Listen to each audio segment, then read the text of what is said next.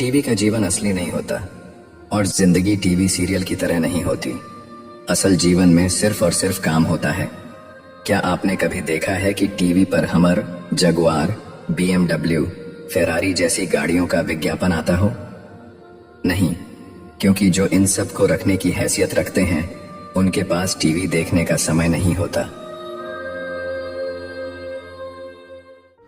अगर आप तेज चलना चाहते हैं तो अकेले चलिए, लेकिन अगर आप दूर तक चलना चाहते हैं तो साथ साथ चलिए। हम सभी के पास समान योग्यता नहीं है, लेकिन हमारे पास अपनी प्रतिभा को विकसित करने के लिए समान अवसर हैं। मैं सही फैसले लेने में विश्वास नहीं करता। मैं फैसले लेता हूं और फिर उन्हें सही साबित कर देता हूं। लोहे को कोई नुकसान नहीं पहुंचाता, यह काम खुद उसका ही जंग कर सकता है। ठीक उसी तरह किसी व्यक्ति को उसकी मानसिकता के अलावा कोई और नष्ट नहीं कर सकता। जीवन में आगे बढ़ने के लिए उतार चढ़ाव बेहद जरूरी है। यहां तक कि ECG में भी एक सीधी रेखा का मतलब है कि हम जीवित नहीं हैं। अगर लोग आप पर पत्थर फेंकते हैं तो पत्थरों का उपयोग अपना महल बनाने में कर लें। आपको अभी अपने शिक्षक सख्त और डरावने लगते होंगे, क्योंकि आपका अब तक बॉस नाम के प्राणी से पाला नहीं पड़ा है। हर व्यक्ति में कुछ विशेष प्रतिभाएं होती हैं, इसलिए सफलता पाने के लिए अपने गुणों की पहचान करनी चाहिए। दूसरों की नकल करने वाला व्यक्ति कुछ समय के लिए आगे तो बढ़ सकता है, लेकिन बहुत आगे नहीं जा पाता। हम सभी इंसान हैं, ना कि मशीन, इसलिए अपने जीवन में आनंद लाएं, गंभीरता नहीं। सत्ता और धन मेरे दो प्रमुख सिद्धांत नहीं हैं। अच्छी पढ़ाई करने वाले और कड़ी मेहनत करने वाले अपने दोस्तों को कभी मत चिढ़ाओ। एक समय ऐसा आएगा तुम्हें उनके नीचे काम करना पड़ सकता है। जिस दिन मैं उड़ान नहीं भर पाऊंगा वो मेरे लिए एक दुखद दिन होगा। अपना जीवन उतार चढ़ाव से भरा रहता है, इसकी आदत बना लो। कॉलेज की पढ़ाई के बाद 5 आंकड़े वाली सैलरी के बारे में मत सोचना। एक रात में कोई प्रेसिडेंट नहीं बनता, इसके लिए अथक मेहनत करनी पड़ती है। लोग तुम्हारे स्वाभिमान की तब तक परवाह नहीं करेंगे जब तक कि तुम खुद को साबित करके नहीं दिखा देते। तुम्हारी गलती सिर्फ तुम्हारी है, तुम्हारी असफलता सिर्फ तुम्हारी है। किसी को दोष मत दो, अपनी इस गलती से सीखो और आगे बढ़ो। तुम्हारे माँ बाप तुम्हारे जन्म से पहले इतने नीरस और उबाऊ नहीं थे जितना तुम्हें अभी लग रहा है। तुम्हारे पालन पोषण में उन्होंने इतने कष्ट उठाए कि उनका स्वभाव बदल गया। सांत्वना पुरस्कार केवल स्कूल में देखने को मिलता है। कुछ स्कूलों में तो पास होने तक परीक्षा दे सकते हैं, लेकिन बाहर की दुनिया के नियम अलग हैं। वहां हारने वाले को मौका नहीं मिलता। जीवन के स्कूल में कक्षाएं और वर्ग नहीं होते हैं। वहां महीने भर की छुट्टी नहीं होती और कोई सिखाने वाला शिक्षक भी नहीं होता। वहां सब कुछ आपको खुद करना पड़ता है। मैं हमेशा से भारत के भविष्य की संभावनाओं के बारे में बहुत आश्वस्त और बहुत उत्साहित रहा हूं। मुझे लगता है कि यह महान क्षमता वाला एक महान देश है। मुझे अपने देश पर गर्व है, लेकिन हमें जातिवाद और सांप्रदायिकता से मुक्त एक अखंड भारत बनाने के लिए एकजुट होने की जरूरत है। हमें सभी के लिए समान अवसर वाले भारत का निर्माण करने की आवश्यकता है। अगर हम अपने नजरिए को ऊंचा रखते हैं और निरंतर विकास, समृद्धि और समान अवसर लोगों तक पहुंचाते हैं, तो हम वास्तव में महान राष्ट्र हो सकते हैं। विश्व में करोड़ों लोग मेहनत करते हैं, फिर भी सबको अलग अलग परिणाम प्राप्त होते हैं। इन सब के लिए मेहनत करने का तरीका जिम्मेदार है। इसीलिए व्यक्ति को अपने मेहनत करने के तरीके में सुधार लाना चाहिए। मैं लोगों को प्रोत्साहित करके लगातार कहता हूं कि प्रश्न पूछें, नए विचारों पर बात करें, नई तकनीक और नए आइडिया के साथ बेझिझक आगे आएं। आप हमेशा जिस चीज को सही मानते हैं उसके साथ डट कर खड़े रहें और जहां तक संभव हो निष्पक्ष बने रहें।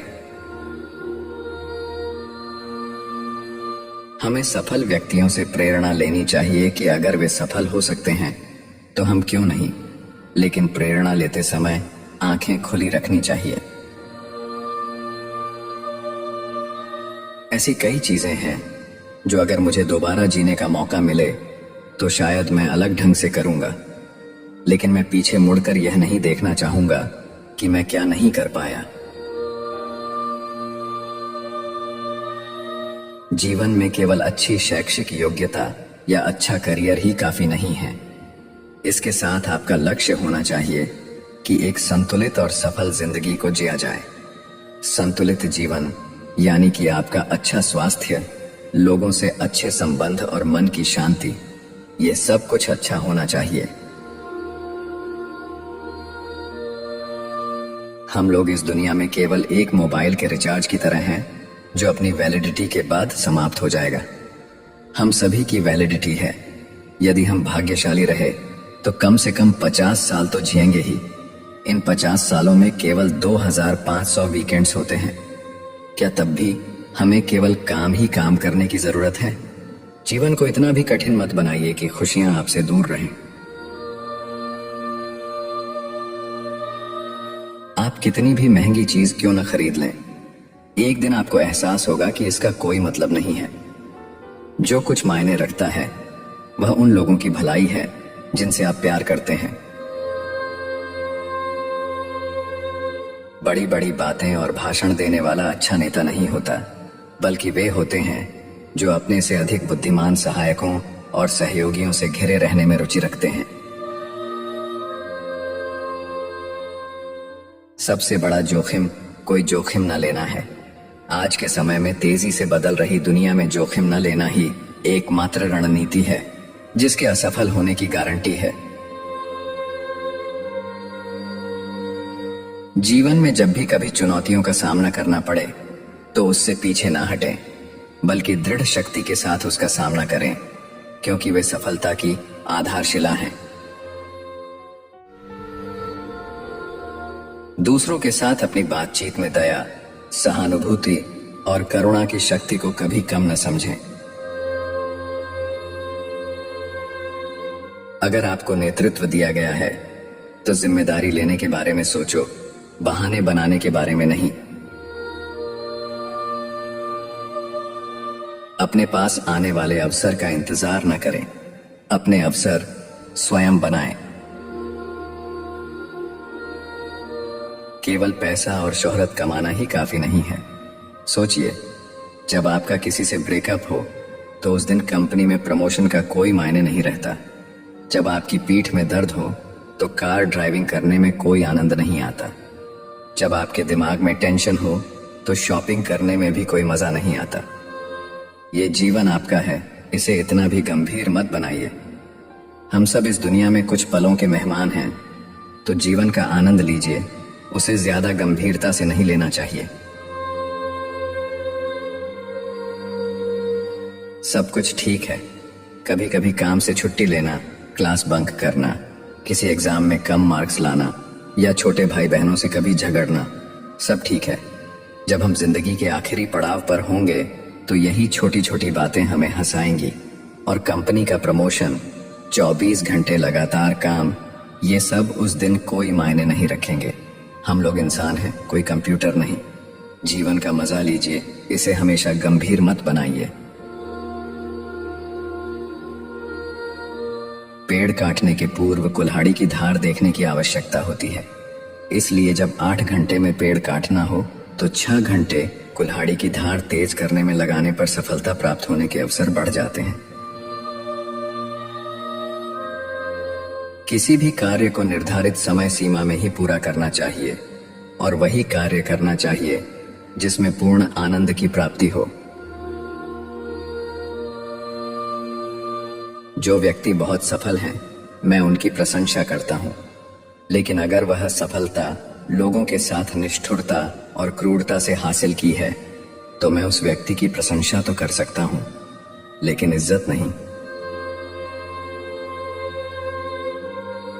हो सकता है कि मेरे निर्णयों से कई लोग दुखी हों, लेकिन मैं उस व्यक्ति के रूप में पहचाना जाना चाहता हूं जिसने कभी भी किसी भी परिस्थिति में सही काम को सही ढंग से करने के लिए समझौता नहीं किया। अब से 100 साल बाद मैं टाटा ग्रुप को जितना वो अब है उससे कहीं बड़ा देखना चाहता हूं। इससे भी जरूरी बात, मैं आशा करता हूं कि ग्रुप को भारत में बेस्ट माना जाए। जिस तरीके से हम ऑपरेट करते हैं उसमें बेस्ट, जो प्रोडक्ट्स हम देते हैं उसमें बेस्ट, और हमारे वैल्यू सिस्टम्स और एथिक्स में बेस्ट। इतना कहने के बाद मैं आशा करता हूं कि 100 साल बाद हम अपने पंख भारत से कहीं दूर तक फैला पाएंगे। मेरे पास 2 या 3 कारें हैं जो मुझे पसंद हैं, लेकिन आज के समय में फेरारी सबसे बेहतरीन कार है जो मैंने चलाई है, खासकर उसकी प्रभावशाली बनावट के हिसाब से।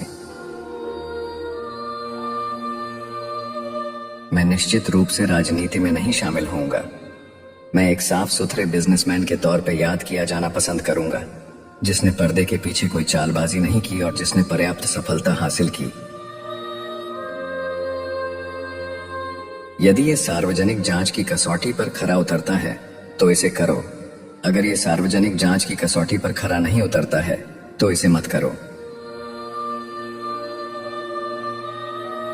मैं उनके बाद आया जिनकी उपलब्धियां बहुत बड़ी थीं। मिस्टर JRD टाटा भारतीय बिजनेस कम्युनिटी में लीजेंड थे। वह 50 सालों तक टाटा संगठन के शीर्ष पर बने रहे। आपने लगभग यह सोचना शुरू कर दिया था कि वह हमेशा के लिए रहेंगे। मैं कहूंगा कि एक चीज जो मैं अलग ढंग से करना चाहता हूं वो है और अधिक आउटगोइंग होना।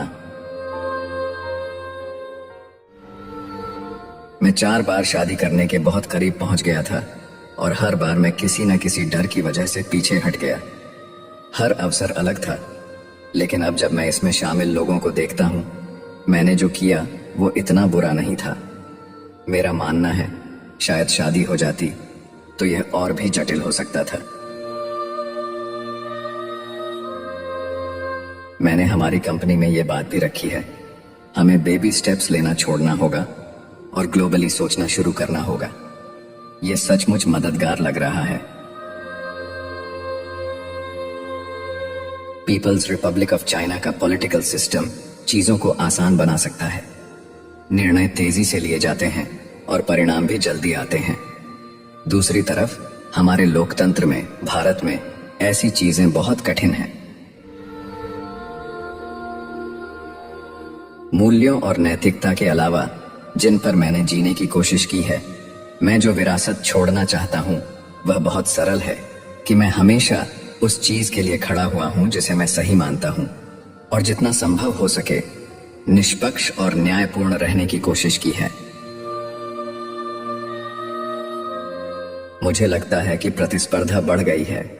इसने भारतीय उद्योग को अपने ग्राहकों, उत्पादों की गुणवत्ता और बाजार में अपनी ब्रांड छवि के प्रति अधिक चिंतित कर दिया है। टाटा ग्रुप में हमारा मानना है कि अगर हम किसी उद्योग में शीर्ष 3 में नहीं हैं, तो हमें यह गंभीरता से सोचना चाहिए कि शीर्ष 3 में आने के लिए क्या करना होगा, या फिर उस उद्योग से बाहर निकलने पर विचार करना चाहिए। भारतीय उद्योग की एक कमजोरी यह है कि कई क्षेत्रों में, जैसे उपभोक्ता वस्तुएं, यह बहुत बिखरा हुआ है।